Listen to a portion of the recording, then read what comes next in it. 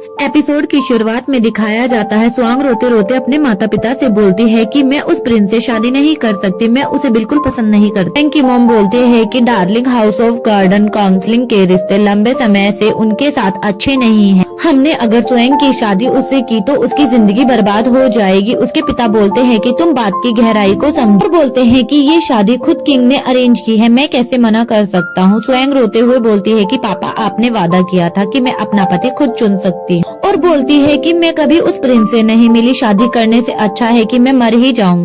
तभी उसकी मॉम उसके पास आती है और बोलती है कि स्वयं ऐसा मत बोलो और रोना बंद करो बेटा, तक मैं जिंदा हूँ तब तक मैं तुम्हें कुछ नहीं होने दूंगी। और वो अपने पति से बोलती है कि इसके अलावा कोई और उपाय नहीं है क्या? उसके पति बोलते हैं कि और कोई चारा नहीं दिख रहा है, इसे उससे शादी करनी ही पड़ेगी। अगर हमने शादी के लिए मना किया तो हमारा पूरा हाउस ऑफ गार्डन काउंसलिंग भगवान को प्यारा हो जाएगा। पापा बोलते हैं कि स्वयं अब तुम बड़ी हो गई हो, ये तुम्हें हमारे लिए करना ही होगा, फिर चाहे कुछ भी हो जाए। स्वयं अपने पापा का पैर पकड़कर बोलती है कि पापा प्लीज, मैं उस नल्ले से शादी नहीं कर सकती। रोते रोते बोलती है कि पापा, मैं तुम्हारी इकलौती बेटी हूँ, तुम मेरे साथ ऐसा नहीं कर सकते।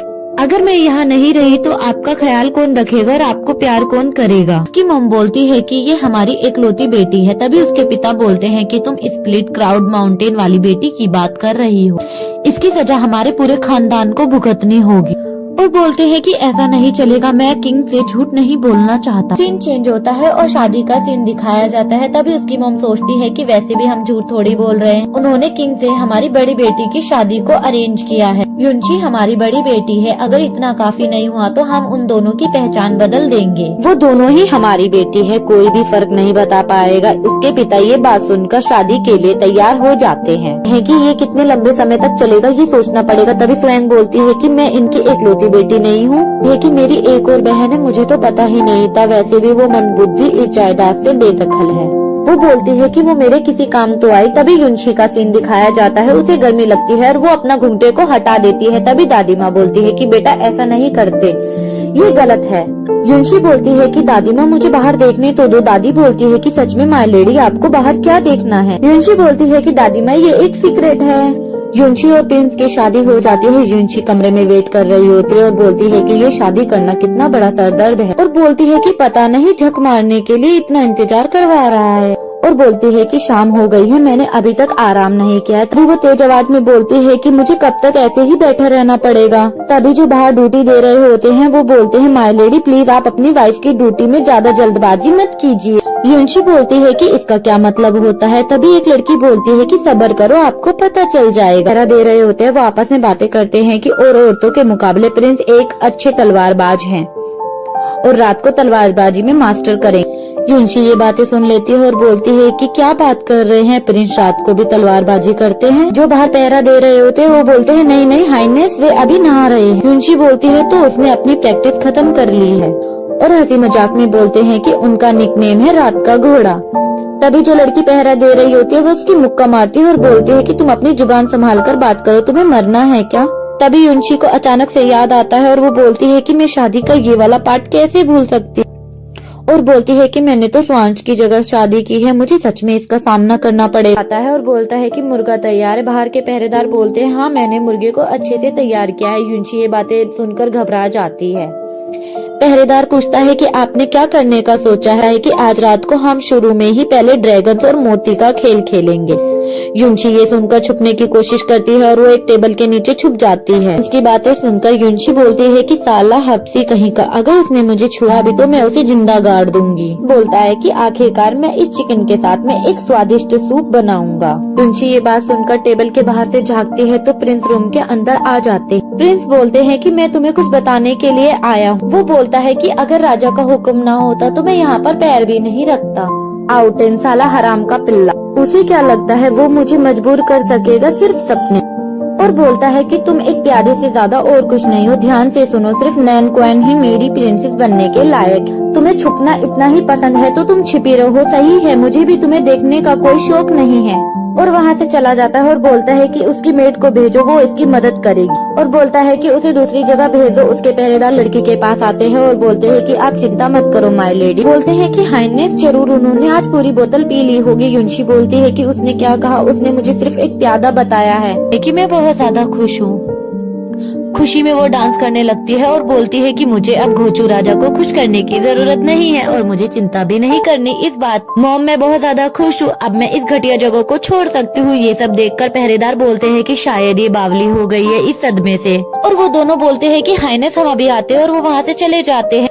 युनशी बोलती है कि मुझे लगा था कि मैं यहाँ पर बहुत ज्यादा बुरी तरीके से फंस जाऊंगी।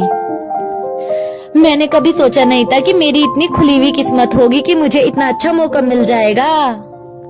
जब तक मैं अपने ग्रैंड काउंसलिंग के घर में नहीं हूँ मैं तो मौज में हूँ। कि महल में जाते हुए बोलती है कि स्प्लिट क्लाउड माउंटेन जितनी ज्यादा अच्छी तो नहीं है, पर मैं इसे 10 पॉइंट तो दे ही सकती हूँ।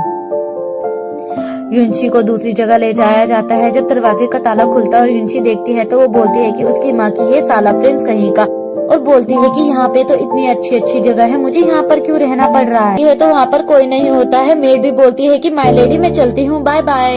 युनशी गुस्से में बोलती है कि घंटे का प्रिंस मेरे जैसी अबला बेचारी लड़की को यहाँ वो अकेले छोड़ गया, साला गधा कुत्ता कमीना बेश। युनशी बोलती है कि मैं स्प्लिट क्लाउड माउंटेन में जंगलियों की तरह बड़ी हुई हूँ, मैं उसे दिखा दूंगी कि मैं कौन लड़की हूँ।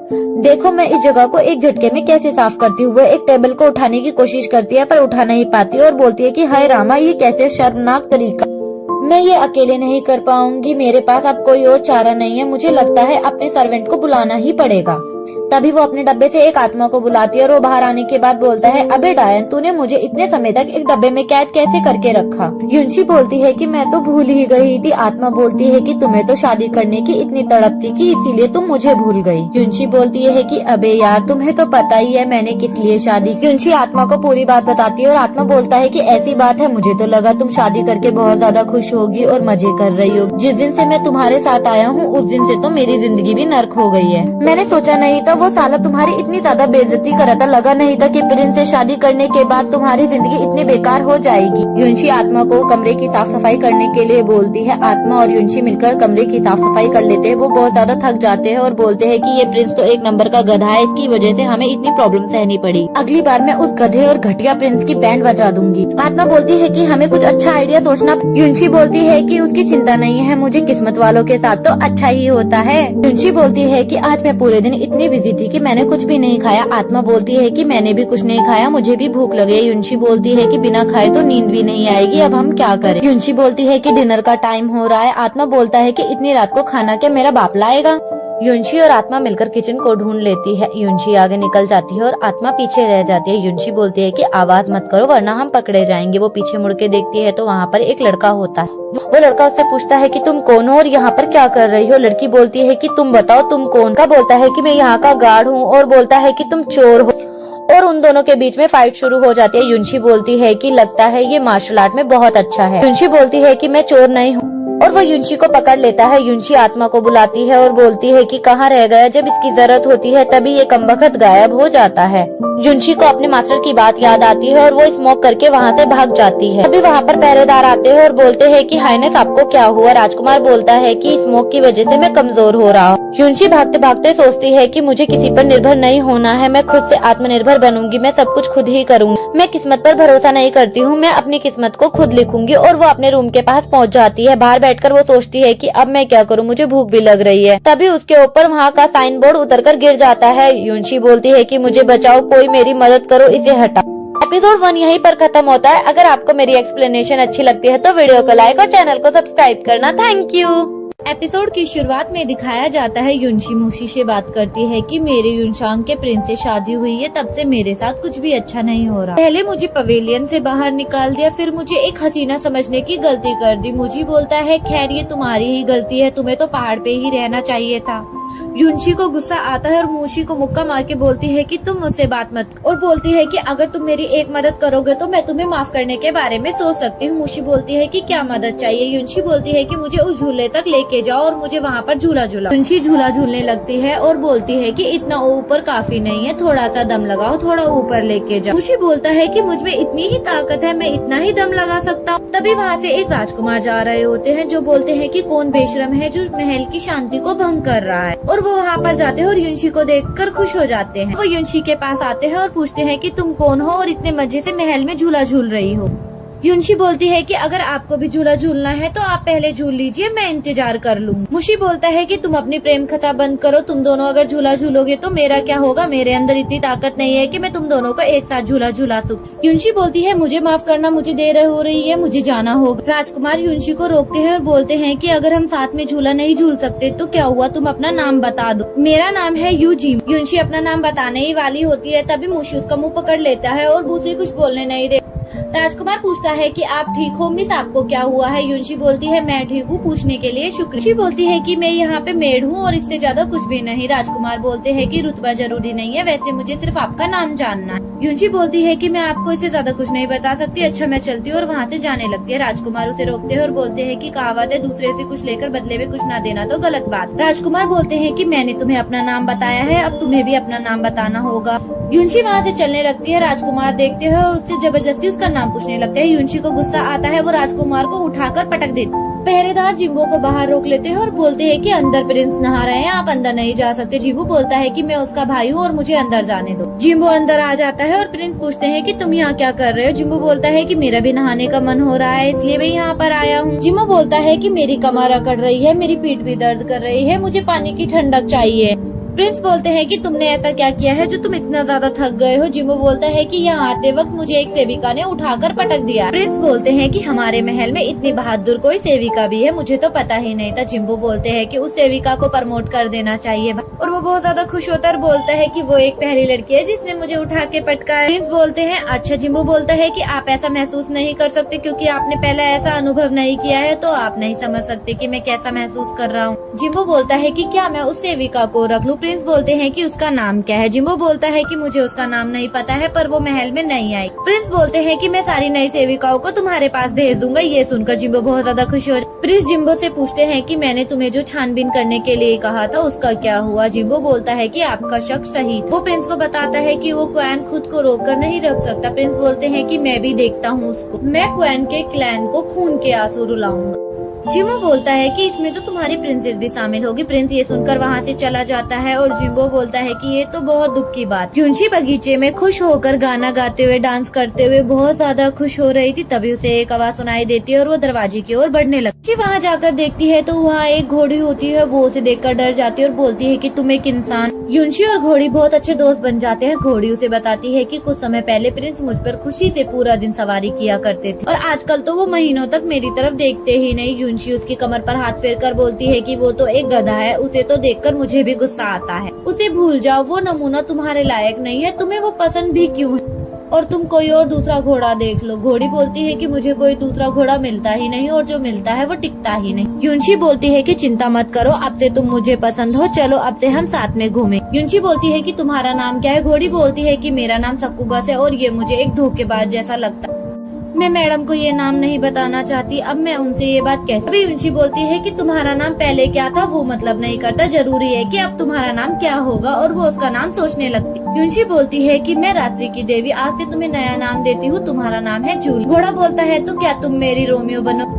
युनशी बोलती है कि हाँ मैं तुम्हारी रोमियो बनूंगी। घोड़ी बोलती है कि अभी तो तुम मुझे रोमियो बनने के लिए बोल रही हो, लेकिन जब तुम्हें दूसरा घोड़ा मिल जाएगा तो तुम मुझे छोड़ दोगी। युनशी बोलती है कि ऐसा कभी नहीं होगा जूलियट। युनशी बोलती है कि जूलियट मैं तुम्हारी सवारी कर सकती हूँ क्या। जूलियट बोलती है कि तुम मेरे ऊपर बैठो, मैं तुम्हें अपना कमाल दिखाती हूँ। तभी वहीं से जिम्बो जा रहा होता है और वो घोड़ी पर युनशी को देखकर बोलता है कि ये तो ब्रदर की है और ये तो ब्रदर के अलावा किसी और को सवारी नहीं करने देती, ये तो मुझे भी भाव नहीं देती। वो लड़की कौन है जो इस बस पर बैठकर अब तक उसे गिराया नहीं। और वो युनशी के पास आता है और बोलता है कि तुम कौन हो और तुम्हें इसकी सवारी करने की इजाजत किसने दी है, ये तो मेरी घोड़ी है। तभी जूलियट बोलती है कि रोमियो सुनो, ये झूठ कह रहा है, मैं इसकी घोड़ी नहीं हूँ। युनशी बोलती है अगर ये तुम्हारी घोड़ी है तो तुम साबित करके दिखाओ। जिम्बो बोलता है कि अभी साबित करके दिखाता हूँ और वो नीचे उतरता है। युनशी घोड़ी की लगाम को उसके हाथ में देती है और बोलती है कि अब मजा शुरू होगा। जिम्बो घोड़ी से बोलता है कि अगर तुम भाई के खातिर प्लीज मुझे आज मत गिराना। वो घोड़ी पर चढ़ने की कोशिश करता है, वो उसे नीचे गिरा देती है। वो फिर से खड़ा होता है, उसे पकड़ने की कोशिश करती है और वो वहाँ से भाग जाती है। युनशी बोलती है कि तुम बहुत बड़े झूठे हो, ये घोड़ी तुम्हारी नहीं है। ये सुनने के बाद मेरे राजकुमार रोने लगते हैं और बोलते हैं कि तुम बहुत ज्यादा मतलबी हो। ये देखकर युनशी बहुत ज्यादा खुश होती है। जिम्बो बोलता है कि अगर तुम मेरे साथ ऐसा करोगी तो मैं अपने भाई को बता दूँ। युनशी जिम्बो के पास आती है और उसे अपना हाथ देकर बोलती है कि लो पकड़ो मेरा हाथ और उठ जाओ, मैं जूलियट की सवारी करना तुमको सिखा दूंगी। सीन चेंज होता है। युनशी अपने रूम में आती है और बोलती है कि आज मैं बहुत ज्यादा थक गई हूँ, मुशी खाना लेकर आओ। मुशी बोलती है कि वेलकम बैक।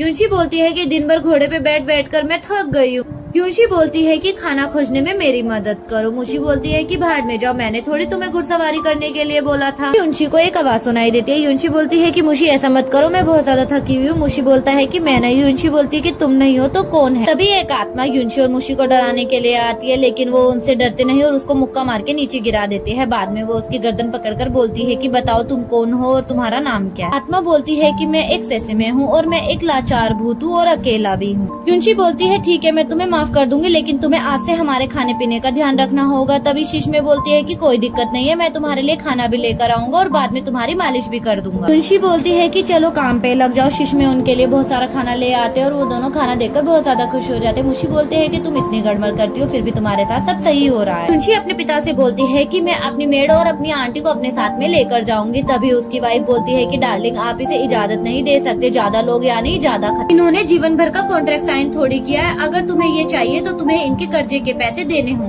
युनशी की एक मेड बोलती है कि आप हमारी फिक्र मत कीजिए, हम यहाँ पर बहुत समय से काम कर रहे हैं, वो हमें अच्छे से रखेंगे, प्लीज आप हमारी फिक्र मत कीजिए। युनशी की आंटी बोलती है कि वक्त मिलने पर आप हमसे मिलने आ जाइए। युनशी की आंटी की तबीयत खराब होती है और मेड भी बहुत ज्यादा परेशान होती है। युनशी ऐसा सपना देखकर अचानक उठ जाती है और बहुत ज्यादा घबरा जाती है। मुशी और शिश्मे उसके पास आते हैं और पूछते हैं कि आपको क्या हुआ है। युनशी मेड बताती है कि मैंने एक बुरा सपना देखा है कि आंटी और क्यूंग के साथ में बहुत ज्यादा बुरा सलूक हो रहा। तभी शिश्मे बोलता है कि फिक्र मत करो मैडम, युनशी सपना हकीकत से उल्टे होते हैं। युनशी बोलती है कि मुझे बहुत ज्यादा उन दोनों की फिक्र हो रही है। तभी मुशी बोलता है कि तुम्हें यहाँ बोरियत नहीं लगती, इस जगह किसी को तेरी फिक्र नहीं, चलो यहाँ से भाग जाते हैं, छुपके से उनसे मिलकर आ जाते हैं। युनशी बोलती है मैं भी यही सोच रही थी, जो करना है वो अभी करना होगा। सीन चेंज होता है और प्रिंस का सीन दिखाया जाता है। जिम्बो प्रिंस के पास आता है और बोलता है कि तुमने मुझे मेरी मनपसंद सेविका नहीं दी है। प्रिंस बोलते हैं कि तुम्हारी मनपसंद सेविका। जिम्बो रोते रोते बोलता है कि मुझे वो सेविका चाहिए जिसने मुझे पटका था, प्लीज भैया आप मेरे लिए उसे ले आओ। और बोलता है कि उसकी खूबसूरती देखकर आपने उसे अपने लिए ही रख लिया होगा। जनरल जुआनो और मैं पश्चिम कबीले की बातें कर रहे हैं। जिम्बो बोलता है कि पश्चिम कबीले की, पर पिताजी ने तो ये मामला क्वैन को सौंपा है। बोलते हैं कि तुम्हें भी पता है। जिम्बो बोलता है हाँ मुझे पता है, पश्चिम कबीले के हाल में ही ज्यादातर हरकत कर रहे हैं। क्वैन और पश्चिम कबीले के तो संदेशजनक रिश्ते बन रहे हैं। युनशी का सीन दिखाया जाता है। युनशी मार्केट से जा रही होती। एपिसोड 2 यहीं पर खत्म होता है। अगर आपको मेरी एक्सप्लेनेशन अच्छी लगती है तो वीडियो को लाइक और चैनल को सब्सक्राइब करना। Thank you.